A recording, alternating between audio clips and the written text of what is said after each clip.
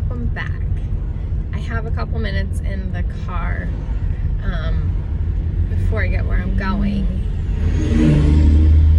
and my thoughts are disjointed. I was gonna hit record a minute ago, and then I was like, my thoughts are so disjointed. I don't have like a cohesive timeline on what I want to discuss.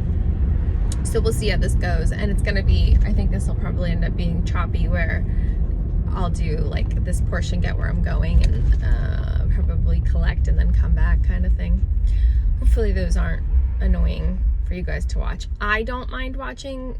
I'm used to, when I watch YouTube, that people kind of jump around. Now they do a better job of like transitioning from like one whatever to another. I'm not amazing at like the whole editing and exciting dynamics or whatever. So it just is what it is for now until I get it figured out. So my two main thoughts that I've kind of been kicking around have been concept of time and housing crisis. And I know those aren't like related, which is fine, but those have been like the two things that have really been on my brain. So the time one is really because when I'm filming this, it's the end of May, beginning of June, and my kids are just starting to get out of school.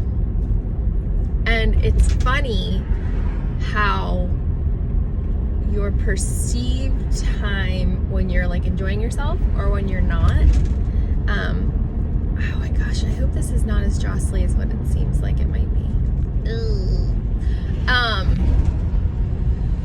It's like that whole time flies when you're having fun, and so it's like to get to the like summer break is feeling like forever. Like we're literally counting down the days. We're like, oh, this many days, or today's the last Tuesday for them because next Monday is their last day. Anyway, so there's a thought that's completely unfleshed out with the whole time thing. And then the other thing, which isn't fleshed out, but I think I have like a stronger like opinion or thought on or whatever, is this whole housing situation. So when I say I just said it off the cuff, but when I say housing crisis, I don't mean like I mean it's a housing crisis as in it's so difficult to find affordable housing, and at least in my area, the demand versus the supply is so high. But it's not just that there's a demand, like there's a big influx of people into the area that I live in. And so like that's the demand, and then we just don't quite have the supply. But then there's also the element of affordability. And that's really, I think, what's the bigger thing. So all of this, I feel like there are a couple things that I do in videos that I should totally turn into drinking games. One is all of this, and when I say all of this, because I think I tend to try to pull stuff back together, but you should turn it into a drinking game. Also, when I blunder words, you turn that into a drinking game. When Sara can't speak English, drink. So, but I've had this thought, and it's mixed. So it's like, how do you being general population, like a broad spectrum, us, we, humans, how do we combat the whole affordable housing? And it's not just us. Now, the price points change for what's considered quote unquote affordable based off of where you live, how urban or suburban or whatever that your lifestyle is, affects what's considered affordability. I was talking to a couple that are relocating from Seattle, and I was talking about our like entry level is being affected the most right now by like interest rates and stuff because of how it tweaks out people's payments and what they can afford and all that kind of stuff. And for me, And the market I'm in, really, it used to be like 150 would get you in. It's more like 200 now for like a townhouse, depending on where you're at.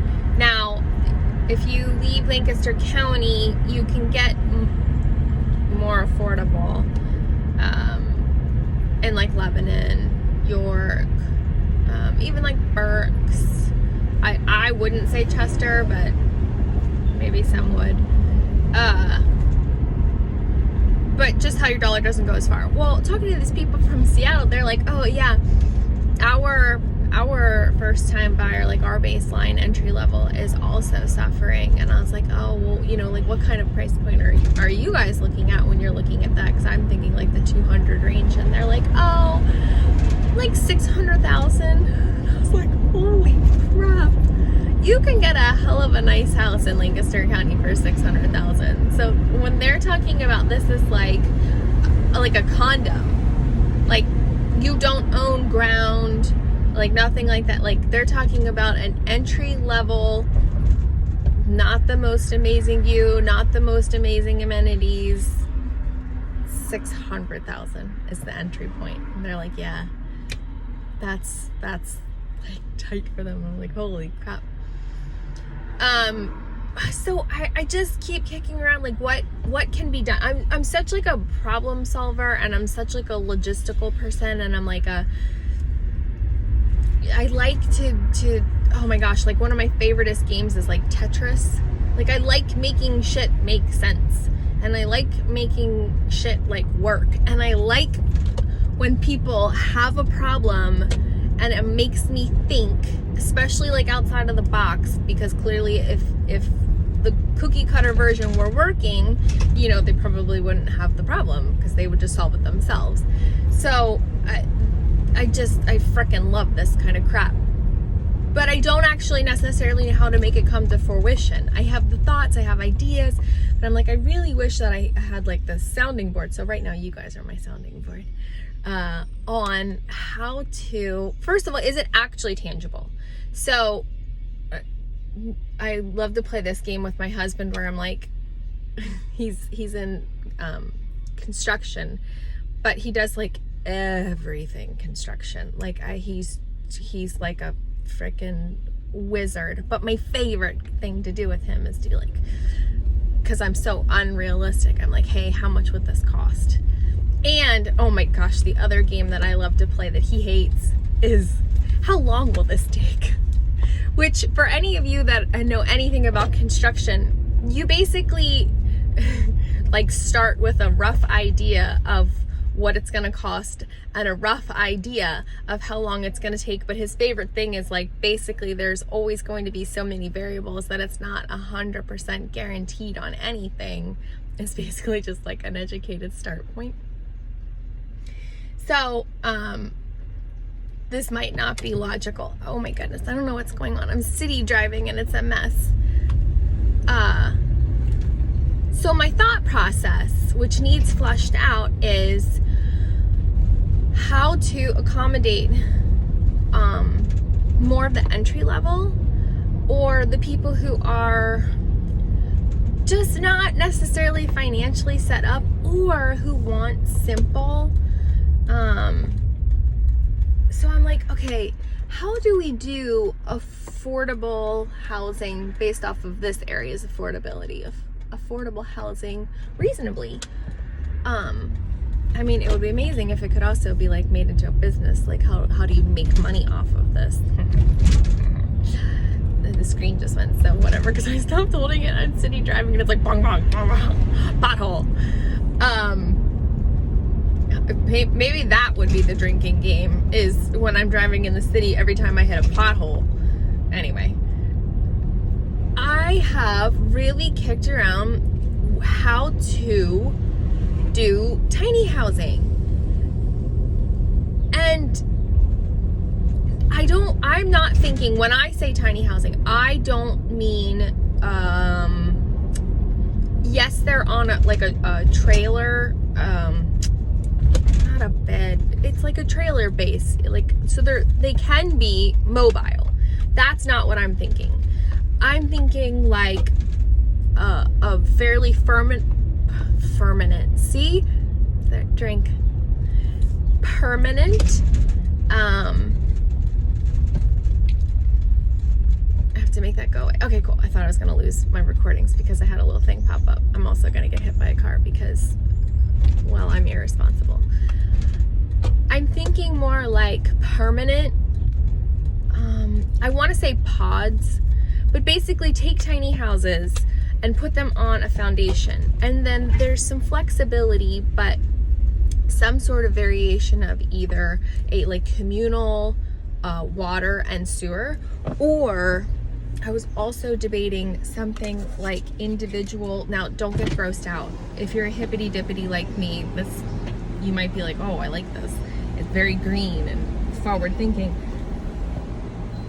Compostable toilets. So I know, like, you're probably thinking hot, sweaty, smelly shit, because that's what I first thought too.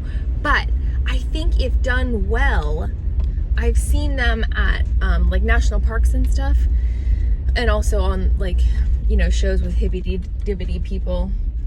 Don't be offended if you're a hibbity dibbity, because I'm suggesting that we do this. So there's like a camaraderie here, okay? Oh my gosh, that is the cutest little car. Oh my gosh, I work with her and she's driving the cutest little car. Anyway, so I have a couple thoughts on how to make this all happen. But so compost toilets potentially, because I'm just trying to think of like, if you need like affordable and you need practical and whatever, like how can you be the most efficient, hence the whole tiny house situation, be the most efficient and the most economical, like all at the same time, like kind of checking off all as many boxes as maybe you would want to. And so maybe you could do like different, how do I say this, different, not programs, but different like levels of where more notifications. I'm gonna see if I can back up while I talk to you. But of like efficiency or like money saving or like whatever that you could tier how hibbity dibbity you want to be. I don't want to hit this concrete wall. Anyway, yeah, so I have a meeting and I'm at my office, so I have to go, but I will come back and maybe I'll have a better formulated thought, or whatever will happen will trigger a new thought and I'll start a whole new train of thought with a whole new something that has nothing to do with tiny houses or composting toilets or why time flies when you're having fun, but it's like a treadmill minute is forever. We'll see. I'll check back. All right, bye. And we're back. Totally different day. Again. This is just how it worked out. I just never came back to it, and now it's a different day. So what we were talking about, two things, but we're gonna stick with the whole affordable housing. I think I left off on compostable toilets. I think. But so a couple things. One, I think that I genuinely kind of want like a commune, sort of, which is kind of where part of the idea is coming from for the whole like tiny house situation and for city drinking. So city drink, city driving and drink. But so I'm just also thinking about like affordable housing and how to make that happen. And I feel like back in the day, it was like, hang on, take 3. Sorry, that just, anyway, I was city driving and I just got out of the city. So you just never know. So, okay, affordable housing. This is going to be so choppy and so butchered and blah. But so I don't know what like the hiccup is. I know that there are factors, and maybe someone can give me insight because I am in the industry and I'm still just, but I don't run numbers on new builds and I don't run numbers on tiny houses. And I also would really like some clarification on what the difference is between a tiny house and a trailer. Like are tiny houses just the new modern luxury trailer? Like, I'm genuinely curious. I don't know. I know that they're laid out differently. I know that, like, tiny houses specifically are really more, like, vibey. As in very, like, customizable, very, like, visionary, like what the, what the client is looking for, where I think that, like, trailer or modular manufactured kind of homes are less customizable, and they're more like cookie cutter, mass production kind of thing. You know, and then they go on, if you have your own lot, private lot, or in a park, and then, you know, you have a park owner, and then you pay lot rent.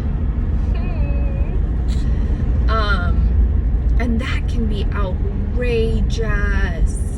It's like $500 or something, which I don't understand, and I'm not looking to offend anyone, because that's really just not my goal in life. I don't see the point in spending that kind of money on lot rent, while still theoretically, most likely, paying for the actual trailer itself. The person in front of me, I really just want to,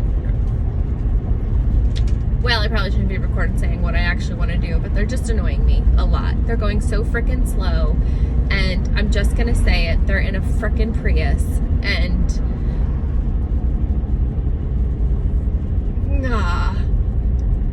anyway, some trailers, decent trailers in our area are $50,000 to $100,000, which for me is unheard of. But if you take that and you monthly payment that out, and then add in a $500 lot rent, and then you still have all your other expenses. It's not like, you know, like an apartment or even like a condo or something. So sorry, drink. That, like, the association would help pay for some stuff. Like, that's not how that goes. Like, you're paying for your, you know, water, sewer, blah, blah, blah, blah, blah. Okay, so anyway, I don't understand how that's more affordable than getting into, like, a townhouse or something, but trying to keep all this pulled together, my simple brain says, why are we not building townhouses? I guess maybe some people would say row homes. For me, row homes makes me think of city more than like a suburb, like development. I'm trying to hold the phone so it doesn't jostle all over the place. I don't know that it's something.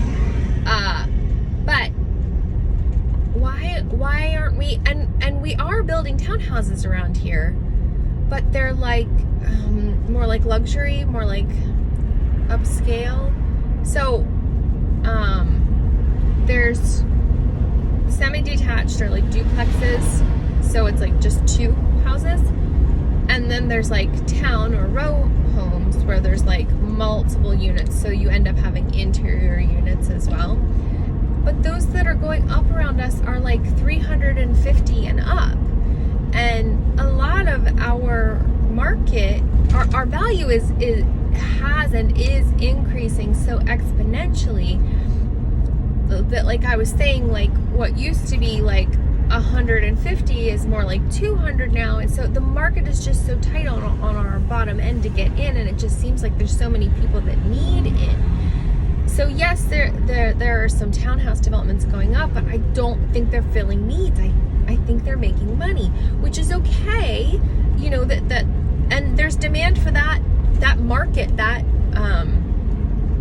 price range, that like semi-detached, that like luxury living, but kind of affordable, like for what it is. It's kind of affordable, where you're not spending $500,000 on like a single family home or whatever. But what are we doing with the people at the bottom that are getting squoze? And I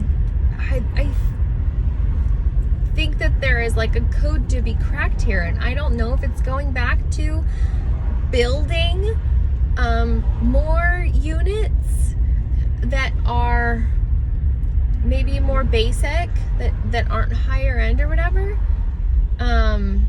You know, and for us it eats up more farmland, and then people get really upset, and then, you know, it's high density area then for what it is. But we have a lot of new construction around us, but it's all higher end because so many people are influxing to our area, which is great because it brings commerce and jobs and all kinds of stuff. But our lower end and our locals and stuff are just really being squozed. So part of the whole tiny house thing was, and this is kind of my conflict partly, again, this is a lot of just verbally flushing this out right now, like as I'm talking, but I would want there to be, just me personally, mentally, I would want there to be a difference between like a tiny house community and like a trailer park. Totally, I personally, if I were to figure out how to implement this, I would totally go for completely different vibes. And what I mean by that is trailer parks are so cookie cutter and regulated and all that kind of stuff. And I would want tiny houses to feel more like mini estates. And maybe that's why it's not being done, because, you know, how do you make money like that? But I wouldn't want them to be stacked right on top of each other at all. I would want them to have like their own little kind of privacy. I'm thinking kind of almost like if you've ever been to like campgrounds where like you have like kind of campsites, but the way they do it's they're not, well, I guess some they are just stacked right on top of each other, but it's more of like almost like a web of accessibility, you know, and then you have your different like campsites jutting off of that, and that's more of like what I would envision for like these, but just a simple home, because some people, and I think there's a, maybe I'm wrong, I think there's a shift, especially after all of the COVID things, where people kind of reevaluated importance of materialistic things and what they're doing with their time and all of that kind of stuff. And I think something that came out of that was a more simplistic movement, and something like a tiny home in like a community like that, I feel like would really cater to that like simplicity while still checking off all of the boxes for like comfort and stuff. And I guess that's part of what I mean by like vibey, of where people could really feel like they were making it their own. And have like a piece of something to call their own. A place to live, which is crucial because we just have such a housing shortage. Something that's affordable, because everything is so expensive, and housing is expensive, and it's so competitive. So I just feel like it would tick off a lot of like the boxes of what people need, but I just don't know how to make it happen. And I would love to be a part of something like that. So if any of you guys have a vision for something like that, or for affordable housing, or for a tiny home village, or for whatever, reach out. I would love to just brainstorm with you, or to hear, you know, your vision or your thoughts, or maybe you have answers as to why what I'm saying right now won't work and why it hasn't been implemented. Maybe I'm completely missing, you know, a piece of the puzzle. I understand that there's the expenses with land development and actually buying the land, and I understand that there are the expenses of building materials, and like I get all of that, but those kind of things for me are just a mathematical equation of how to make those numbers work. Like that's logical. You can come up with an answer for that. If you work the numbers long enough, you'll find something that like works. So for me, that's not the issue. I think that there's something else, and I don't know what it is that I'm probably missing. But anyway, so So those were my thoughts, at least for today. I'm gonna hit up, yep, pothole. I think that might have been another one of the drinking things. Not being able to speak correctly, bumpy, shitty pothole roads, and something about tying everything together, or what I'm trying to say is tying, what I mean by all this. I don't know. Anyway, those are all of it. So those are my thoughts. I would love to hear yours. I would love to hear what's going on in your market for real estate. I would love to, all of it, feedback. Tell me your thoughts, share. That's the whole point of why I'm doing what I'm doing. It's not just so I can sterilely talk into a video. I want to hear back from you guys. So I hope you enjoy the rest of your day. And while you're here, like, subscribe, share, obviously comment, and thank you for being here. I appreciate you guys. It means the world to me. I like what I'm trying to build, and I appreciate your support and encouragement and for showing up and watching. So yeah, enjoy the rest of your day. I'll talk to you later.